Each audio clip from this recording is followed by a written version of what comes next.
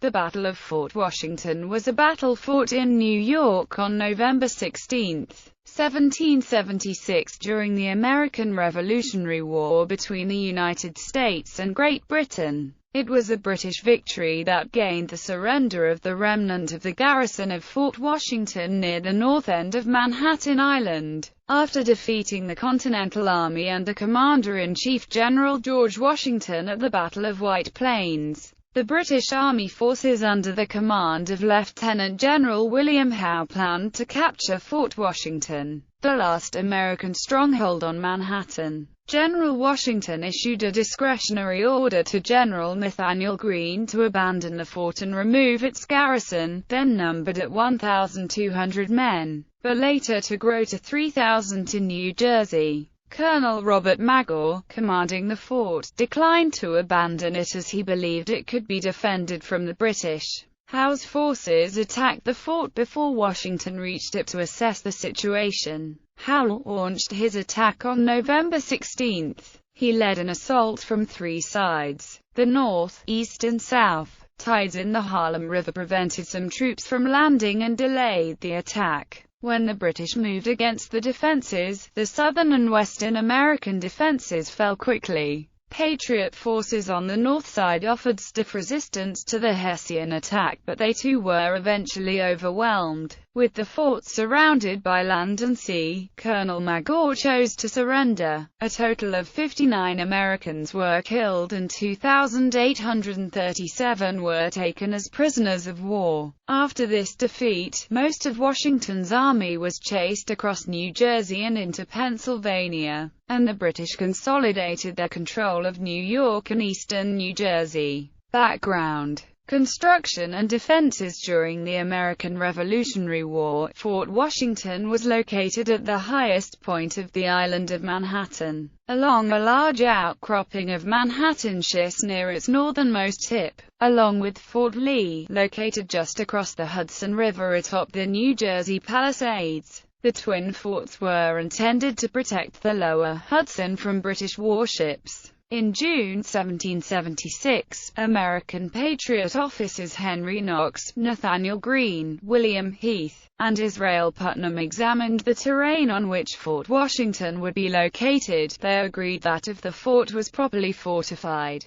it would be practically impossible to take. Later in June, the Commander-in-Chief of the Continental Army, George Washington, inspected the location and determined that the area was the key to defense of the lower Hudson. Shortly after Washington's survey, troops from Pennsylvania began construction on the fort under the supervision of Rufus Putnam. They first prepared a cheval de frise to prevent British ships from sailing up the Hudson and outflanking the American position. For more than a month, the troops transported boulders from the heights of Manhattan to the edge of the river, where they loaded them into a collection of hulks and cribs made of timber and stretched it across the river. When the cheval de frise was finished, they began work on the fort. Little soil covered the rocky surface, so men had to haul soil up from the low ground. They were unable to dig the customary ditches or trenches around the fort. The fort was built in the shape of a pentagon with 5 bastions. The main walls were made of earth, constructed with ravelins with openings for guns from every angle. The fort enclosed a total of 3 to 4 acres.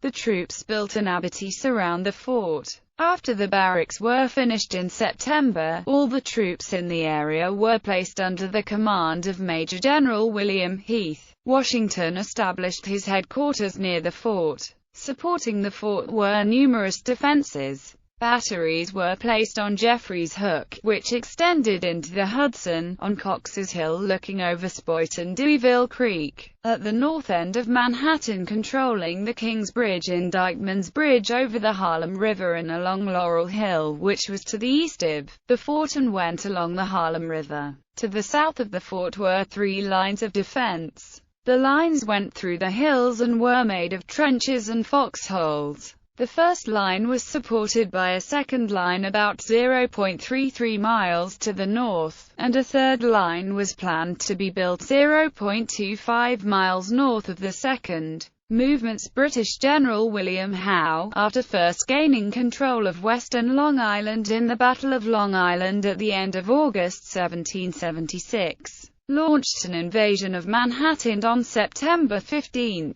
His northward progress was checked the next day in the Battle of Harlem Heights, after which he sought to flank the strong American position on the north of the island. After an abortive landing attempt on October 11, Howe began landing troops in southern Westchester County, New York on October 18, intending to cut off the Continental Army's avenue of retreat. Washington, aware of the danger, withdrew most of his troops north to White Plains. He left a garrison of 1,200 men at Fort Washington under the command of Colonel Robert Magor. This force was inadequate to fully defend the extensive works. In order to monitor the American garrison in the fort, Howe left Hugh Percy and a small force below Harlem Heights. On the morning of October 27, sentries informed Magor that Percy's troops were launching an attack supported by 2 frigates sailing up the Hudson. Magor ordered an attack on the frigates, and both British ships were badly damaged by the guns from Fort Lee and Fort Washington.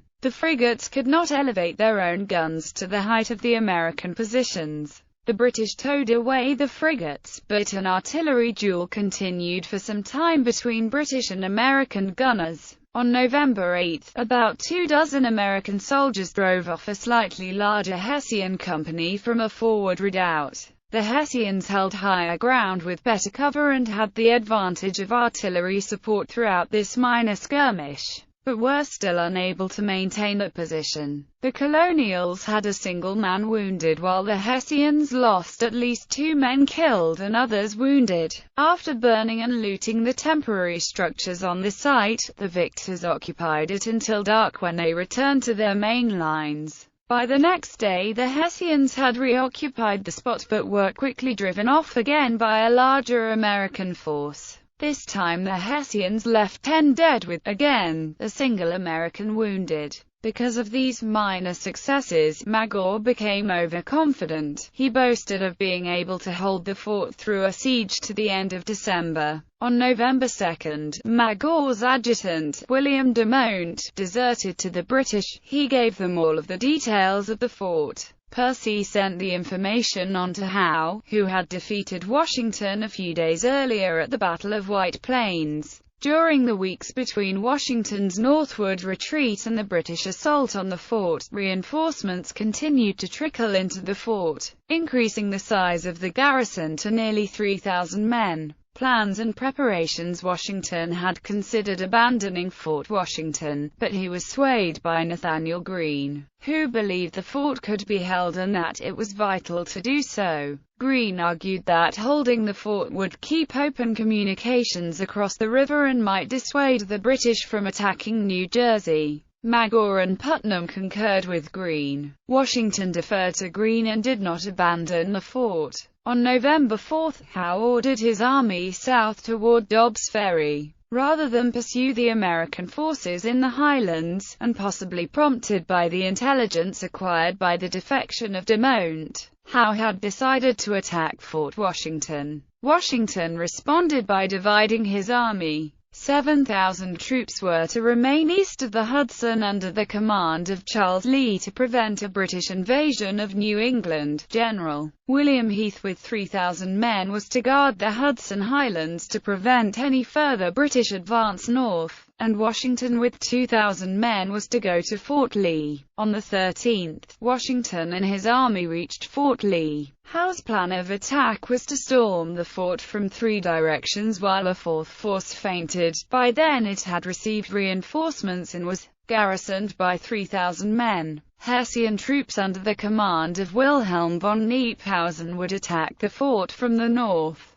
Percy was to lead a brigade of Hessians and several British battalions from the south, and Lord Cornwallis with the 33rd Regiment of Foot and General Edward Matthew with the light infantry were to attack from the east. The feint was to be by the 42nd Highlanders, who were to land on the east side of Manhattan, south of the fort. Before attacking, Howe sent Lieutenant Colonel James Patterson under a flag of truce on November 15 to deliver a message that if the fort did not surrender, the entire garrison would be killed. Magor said the Patriots would defend the fort to the last extremity. Battle. Initial fighting before dawn on November 16. The British and Hessian troops moved out. Kniphausen and his troops were ferried across the Harlem River on flatboats and landed on Manhattan. The flatboatman then turned down the river to ferry Matthews' troops across the river. However, due to the tide, they were unable to get close enough to the shore to bring the British troops across.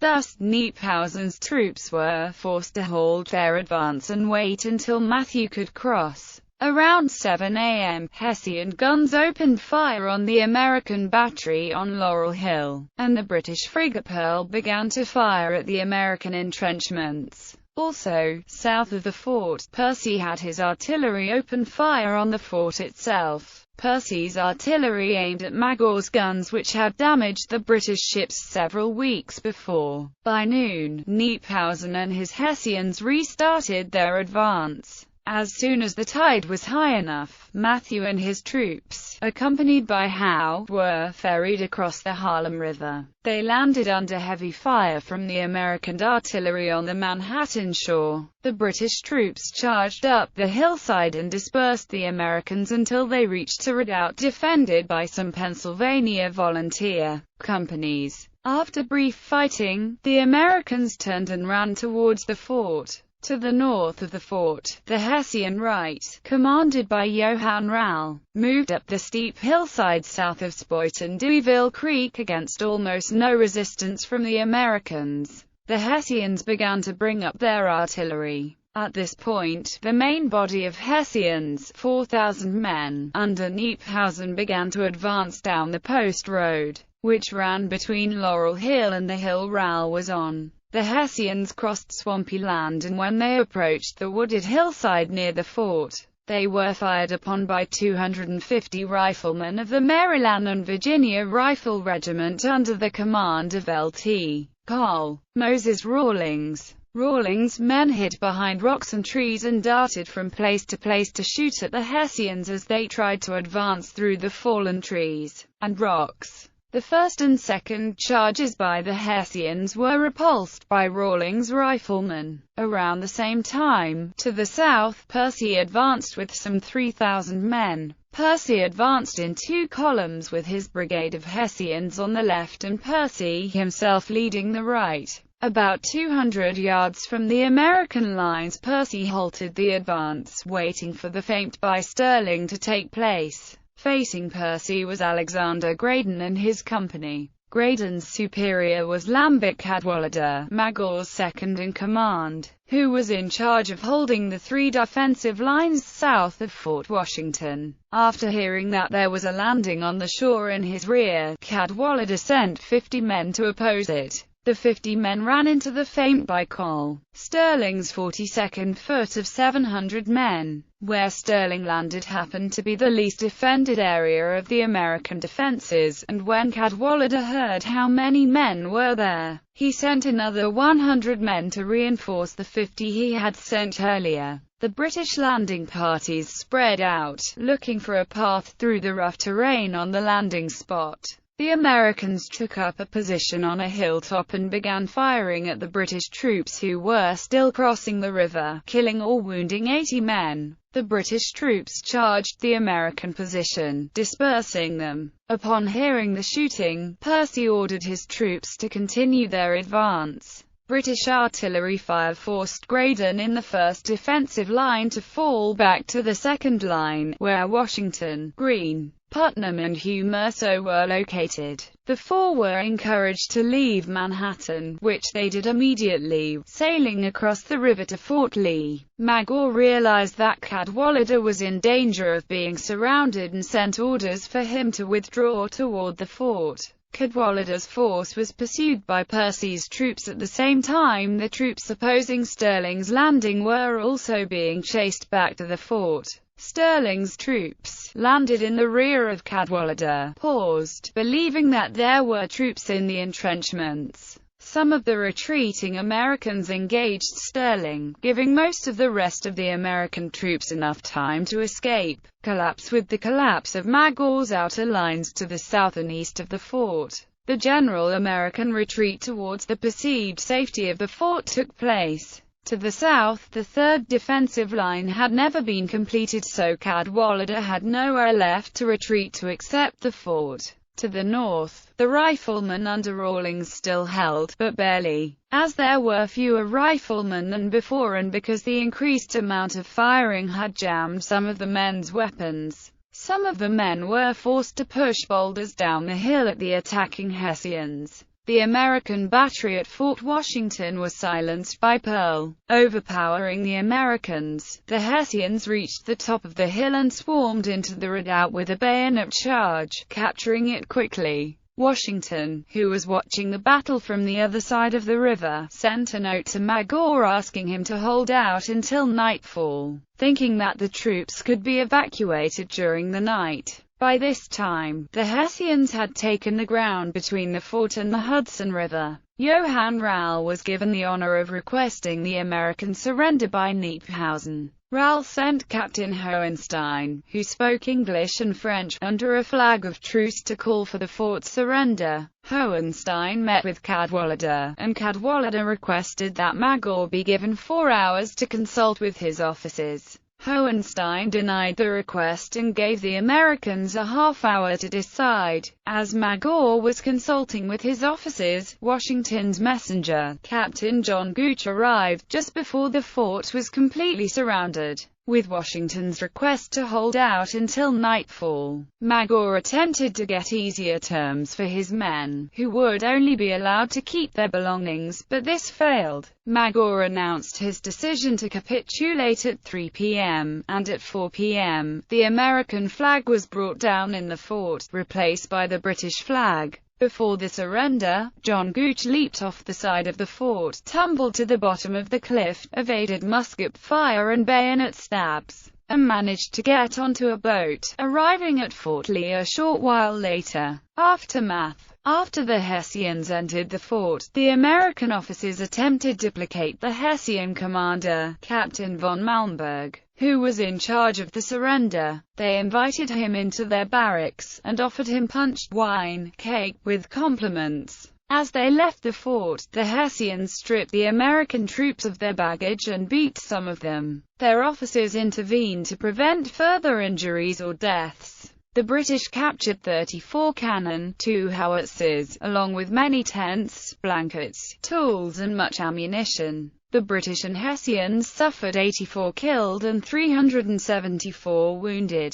The Americans lost 59 killed, had 96 wounded casualties, and 2,838 men captured. Under the usual treatment of prisoners of war in the American Revolutionary War, only 800 survived their captivity to be released 18 months later in a prisoner exchange. Nearly 3/4 of the prisoners died. 3 days after the fall of Fort Washington, the Patriots abandoned Fort Lee. Washington and the Army retreated through New Jersey and crossed the Delaware River into Pennsylvania northwest of Trenton, pursued as far as New Brunswick, New Jersey by British forces. After about 1 month, on the night of December 25–26, 1776, Washington crossed the Delaware and defeated the Hessian garrison under the command of Rall at Trenton. Washington went on to defeat the British next at Princeton, which revived the morale of the American army and the colonies affected by the fall of Fort Washington. After 7 years, on November 25, 1783, with the peace treaty signed,